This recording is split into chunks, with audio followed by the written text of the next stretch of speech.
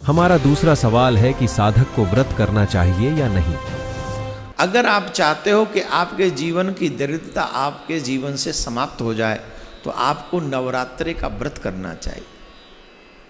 ये जो नवरात्रि के व्रत हैं बड़े ही सुंदर हैं। भगवती जगदम्बा की पूजा, हवन और ब्राह्मण भोजन कराना चाहिए। व्रत के सर्वदा पालन करने से ज्ञान और मोक्ष तथा सुलभ हो जाते हैं। सुख और संतान की प्राप्ति होती है तथा शत्रु के पैर भी नहीं टिकते जो माता रानी के नवरात्रों का व्रत करते हैं।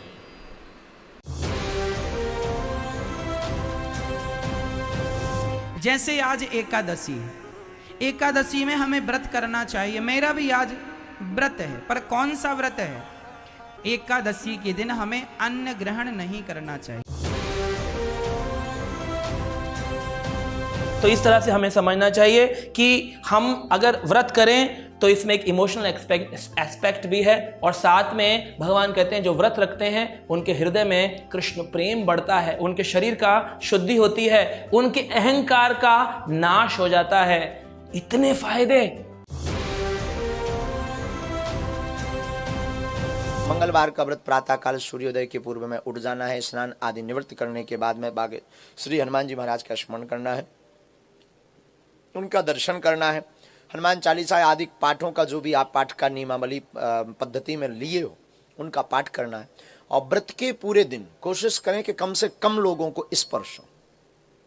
और व्रत के पूरे दिन नाखून, नखशिख यानी बाल, नाखून छौर कर्म नहीं करना, न काटना है। छठे अध्याय के 16वें श्लोक में फिर ये भी कहा कि अर्जुन यह योग न तो बहुत खाने वाले का और न बिल्कुल न खाने वाले का। बहुत खाना तो यूँ है पेट डडी पक्का खा ले अंगड़ाई टूटे, भक्ति हो को ना।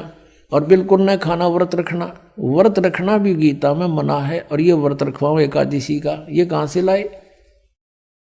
और न बहुत सहन करने वाले, सोने वाले का, और न अधिक जागने वाले का सिद्ध होता। यानी 16वें में तो ये भी कंसेप्ट क्लियर कर दिया है कि व्रत रखना भी व्यर्थ है, और ये एकादशी का व्रत तो बहुत महत्वपूर्ण कर बताते। तो ये लोक वेद है, दंत कथा है, इनकी वेद शास्त्र विधि रहित ज्ञान है। उसके करने से कुछ भी लाभ नहीं होगा। गीता जी अध्याय नंबर 16 के श्लोक नंबर 23 के अनुसार।